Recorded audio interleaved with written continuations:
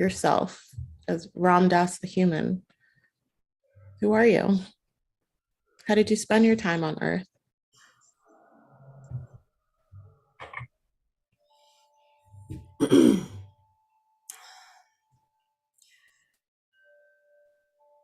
I'm tempted to go back into the perspective of saying Ram Dass, growing up in a New York Jewish family.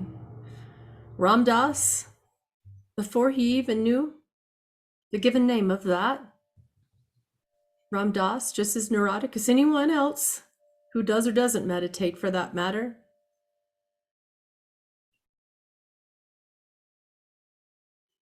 There's no perspective that I can place upon it, because no one can ask you who you are, save self, and receive an answer that is outside or inside of observation when you believe that I'm a separate being. And I played that game of separate self quite well. There was Ram Dass, who had a car until Maharaji wanted it, the car. There was Ram Dass, who had plenty of creature comforts and ideas of experimenting with form until I, perceivably, could arise from it, perhaps with the use of substances. And then at some point recognizing that there's no substance that's more glorifying than the substance of grace itself, and that all beings carry it inside of a form in that pretending game. Or if I want to play the Ram Dass, the author of Be Here Now game, come back and write another book for you and complete the game further. I am you. I am everything that you see, and everything when you stop perceiving outside of sight. I am everything that you perceive when you love yourself and know yourselves. And I am the nothing when you cease all perception as well. I am an essence who at one point within something you call time pretended to be a form, and I am beyond your concept of essence. I am everything, I am nothing, I am you when you love yourself, and I am you when you do not, or when you at least pretend that you do not. I'm a being just like you who played a game. It was a beautiful, fun game. A game of learning what it would be like to get beyond myself and to get high with God. Until I recognized that there was no voice asking who I am anymore. Who was that voice saying, "Who are you?" No one could ever tell you who you are, and I could never tell you who I am. There are these stages of awakening you see when you awaken and you say, oh, nothing that I see is real anymore. All of these ideas, all of these concepts.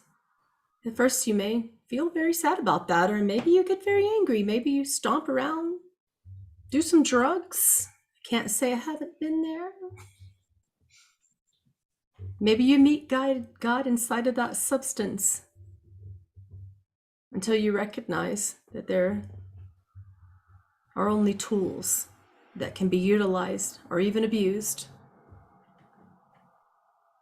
And what's beyond the neurosis of the mind cannot be measured, determined, described, or even observed.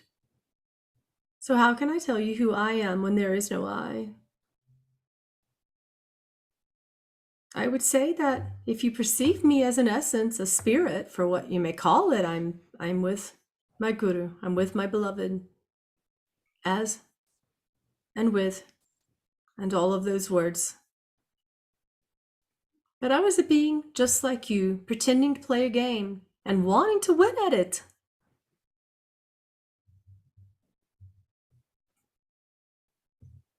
I was a being wearing a suit that the world told me to wear,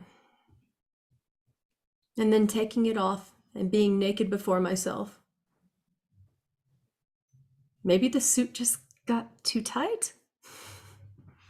Maybe I got tired of wearing other people's suits. Who knows what that point of realization was? But when I, who had the gift of grace to sit before my guru, felt his love, I simply couldn't stop loving, and that love was more powerful than the neurosis that my mind continued to present. Was it a battle the whole way through? Perhaps I'm a stubborn one. In that game I was.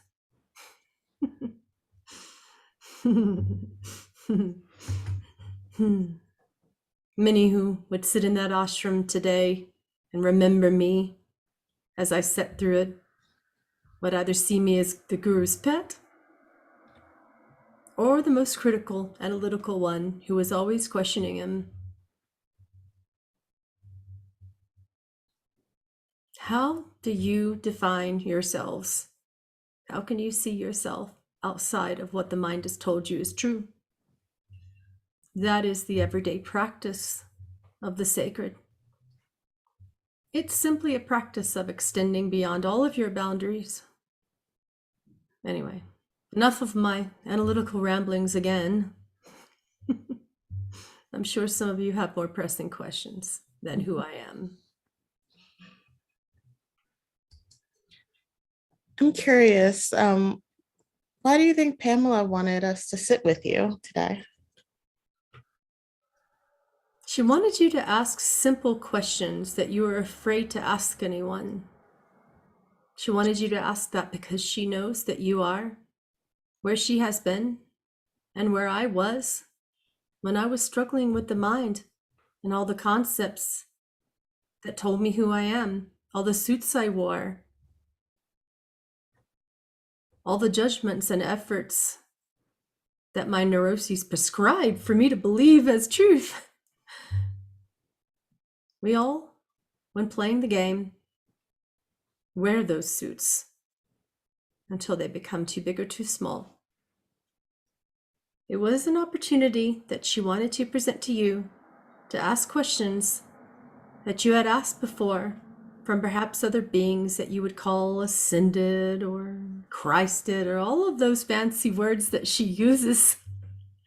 I don't know those words. You see, I saw myself in exactly your position for the entire time during the game of being human. And she knew that I could relate to you, as she so often does. And she wanted you to ask those pressing questions of how you're feeling every day, those feelings that you don't want to talk about. She wanted you to talk about what you haven't been talking about. And only you know what that is. She and I do not. We don't even pretend to. And she knew that perhaps you could relate to me in this way. So here's a question. How do we find what is sacred to us in each moment? I find issues with too much focus on the past or future. It feels as if I am on auto drive.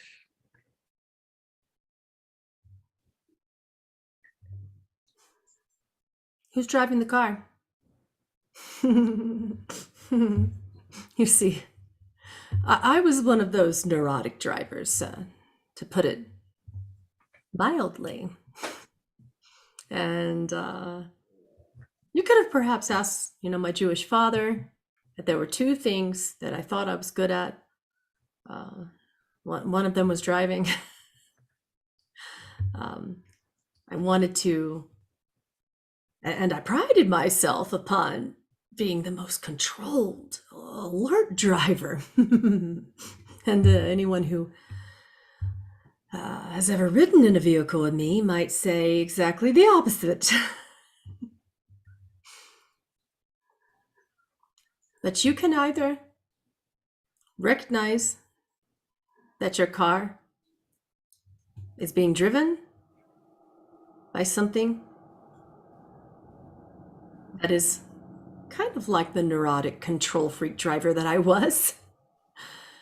Or you can recognize that your car can be driven by someone other than your own personality identifications. You may not be able to identify who or what that someone is or how they're going to drive, and initially, well, that'll scare the shit out of you. And when it came to that point where, after so many years of driving Maharaji around, that's my beloved guru, he would always be so enveloped in the essence of the sacred. I could be driving him to an airport, I could be picking him up, we could be stopping out for lunch, and he would just see the beloved everywhere, in everything. He'd stop and we'd be waiting at the airport to go somewhere. I as his servant, basically. I loved it, every moment of it. And he would look at the airline tickets and say, United Airlines. Or perhaps he would look at a train station and see the same there, Grand Central Station. And he would get a giggle. He would look, we'd stop to put gas in the car, and he would see the same thing, you know. He'd look at me and my neurosis driving, honking at people in the city, and then he would see Shell gas station. Ram Dass is in a Shell right now, pretending to be a person. And when I was pretending to be a person, I just wanted to get to where I was going so that I could feel something better than where I was. But Maharaji saw this grace, and he could laugh at it. An awakening human will laugh at his own game, often not as a mocking, simply as a way to amuse himself. And I recognized after some time of driving Maharaji around and being of the greatest service possible that I could stand to not take myself so seriously. I could stand to sometimes let other people do the driving. Not him, though. No. Heavens, no. Just, why did it always have to be me? And I realized that I held too much stock in my own importance. I held too much stock not just in when I got there, but how succinctly I got there. Did I manage to find a quicker route? Not just did I get there on time. Was I comfortable? Was he comfortable?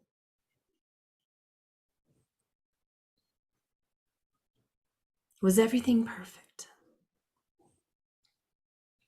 And over time, I recognized that that's just what the mind does.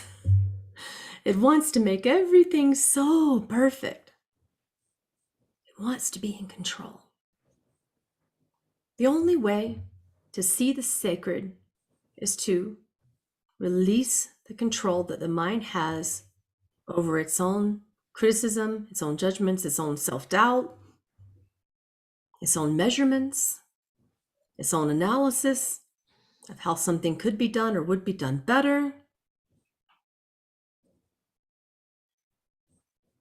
It's difficult to do driving around in this city.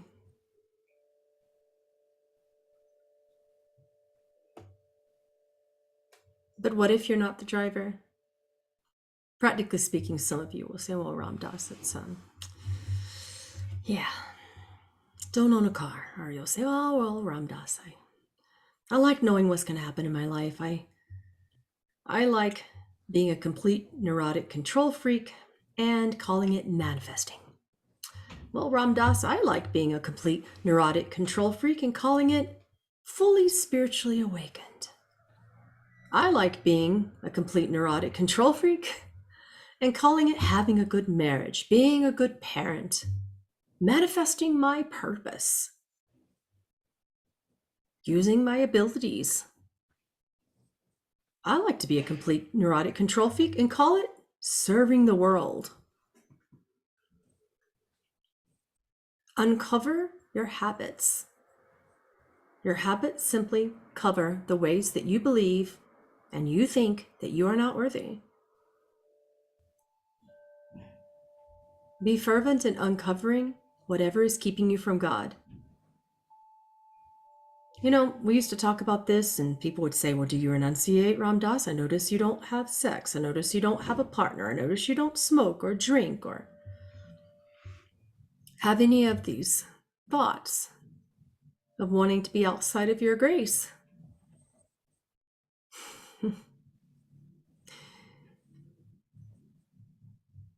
It's a circle in the mind that goes around and around. You know, and when I'm being, the Ram Dass, playing the game of Ram Dass, being the guru that you want me to be, of course, I show up and I would teach an event and be graceful. You put on the Ram Dass hat and you play the Ram Dass game, right? It's easy to be graceful in those scenarios.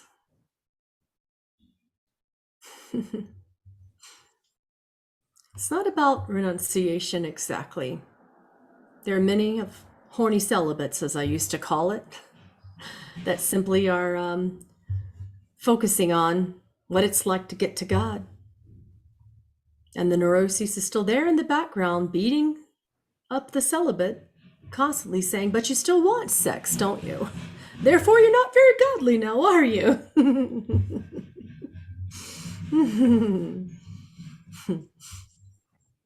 So what being is behind those efforts saying, be this, don't do this, do that? When you say you're going to stop drinking, are you going to die of not drinking? You're going to die of the longing of not drinking. If you say you're going to stop smoking, now you're going to die of not smoking just by every day saying, it's too bad I can't smoke. I'm really thinking about smoking. And then you become someone who's thinking about not smoking. The game is like trying to hold a hot potato. And your hands get hot, yet you're still thinking about how hot they are or would be if you ate potatoes. Say if you are renunciating from starches this week, preparing for the big Thanksgiving meals or whatever we do in those games when we're playing the family games that are coming up, right? So when you simply observe what the mind is trying to do when it's playing the game of the driver of the car, it's playing a game with you. Observe that and ask, is that working for me? And then you don't have to stop thinking. The mind has its functions for whatever it is. But it's a matter of observing the breath, which I've done many times. Outside of the obvious thing that you know me for the drugs, right? Yeah, you know me for the person who seemed to meet all the grace that is from LSD. But that was a game of experimenting to evidence what God is and what God isn't until I recognize there is no isn't. I stopped looking for what is right here, not in front of me, not behind me, not here nor there, just here. So that means that it wasn't necessarily easy to see everything as sacred.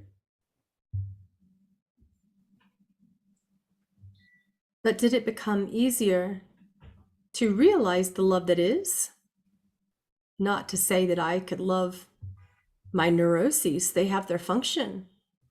But do I love the function itself and the beauty of the game itself, the gift of the game itself? It's learned, that love. That's the practice. You love the practice of the game. You love the beauty of the game. And that's it. It wasn't that I took out a manual and said, this is sacred, this isn't. So let's focus on this and turn your head towards everything else.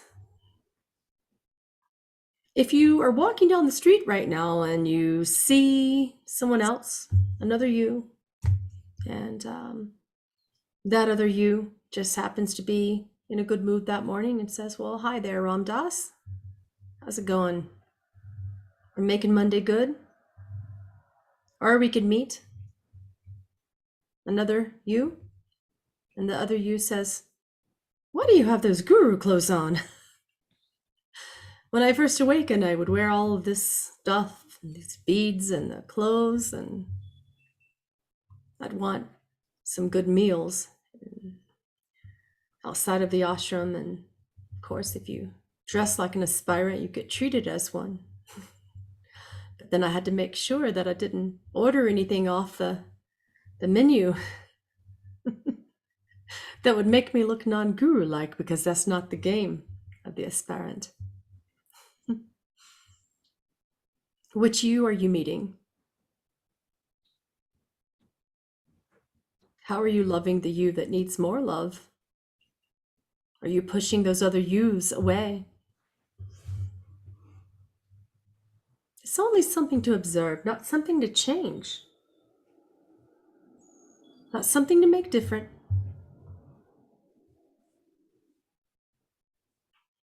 It may be easy for someone to say, oh, the sacred is in nature. Well, not if you live in a 15-story high-rise and you've forgotten it. It may be easy to say the sacred is in sound when you live in the middle of a construction zone. It may be easy to say the sacred is in the renunciation of the drink when you look at someone else who's struggling with alcoholism. The sacred is the gift of the journey, and the sacred is your connection when you give the gift of presence to another being who has lost the way in the game. That's the essence of the sacred. The connection between one being pretending to be two, one pretending to be lost, and the other one pretending to find them or to help them find themselves, whatever that game is that you call realization.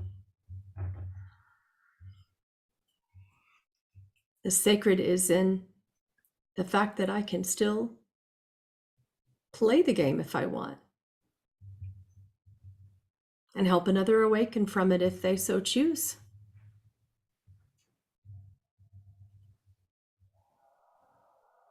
No one can define your sacred for you, because the sacred is an essence, not an action, not a result. It's as much in the preparation for the birthday party as it is in the blowing of the candles, as it is in cleaning up the trash as you're cursing all the balloons that you bought thereafter. The sacred is in the cursing itself. The sacred is in the born. The sacred is in the dying, especially the dying.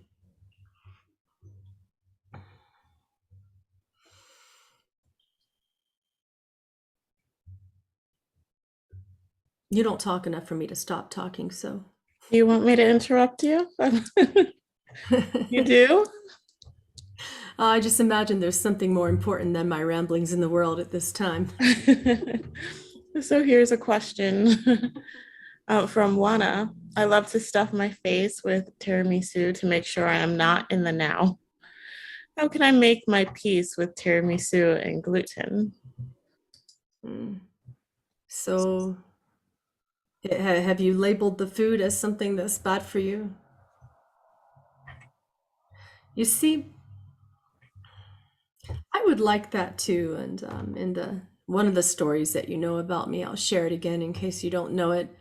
I had a deep love for food. I have many moments of time of, the struggle with the neuroses of weight, when the mind says you should be this size or be that size, until I recognized that I was just trying to fill myself with what I already was.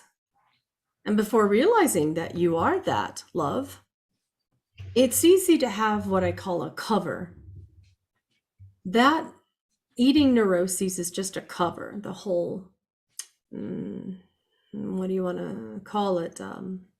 The tactile thing that the mind does when it's not just eating. You can do it in smoking. It could be, drinking. Oral gratification. Yeah, anything involving that.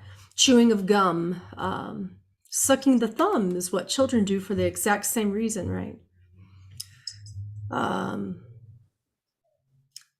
People do this not necessarily to shut themselves up or to shut themselves out, but they want to fill themselves up because they don't know what it's like to be fully nourished.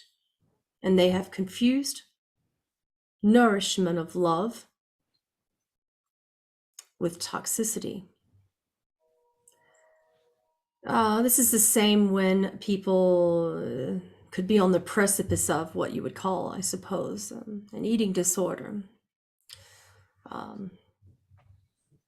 When you've spent your entire life being filled with toxicity, particularly whether it be your parents in that game, or teachers, your friends, when you've been just completely told that you're unlovable, you're unworthy. There's many ways of saying that to a child. You see, you could be told you are too much. You could be told you're not enough, but particularly when you're told that, whatever you're feeling is not exactly what you are feeling. And then you're made to feel that you're the one that's neurotic. That's what we call gaslighting. If someone were to come and unmake your bed every single day and pull the covers back and say, yeah, you just pull it back after you've made it up in the morning, and you come in and you say, why did you do that? I just made the bed, and then you were in the room, and when you left the room, the covers were pulled back. Why do you keep pulling back the covers? Say if your mom or your dad or your big brother did that, and then they would say to you, what are you talking about? You're insane, man. Nobody's pulling back your covers. You made that up. Do you need some help? Then they tell you to go get saying that you're insane. That you need to pretend that what just happened didn't happen, to pretend that what you feel about it, you aren't actually feeling. That's gaslighting. That's the ultimate neurosis. It will twist the mind into so many levels of self-hatred that of course you could not allow yourself the nourishment of love, because if someone were to give you love, they might mix it in with what they call love, but with what you know is insanity. And in that game of the toxic parent, the narcissist, that gaslighting becomes your version of love. Therefore, you either don't want to take it in at all, or you don't recognize when it does come your way. Therefore, it's easier to develop an oral fixation, to fill yourself. It's the only thing that you can control, is what you fill yourself with. And if the rest of the world is attempting to fill you with toxicity and neuroticism, you will do the opposite. You will develop a habit, and you will say, the only control I have is to fill myself with something else because I'm not getting love. It's an interesting game, but that's the why of it from the physiological and psychological perspective. And because in my time, I was taught by and understood by many philosophies of more that were more Freudian in nature. You would say, well, what does that mean about the body? And we can go deeper into many games of that, which we won't do today, thankfully.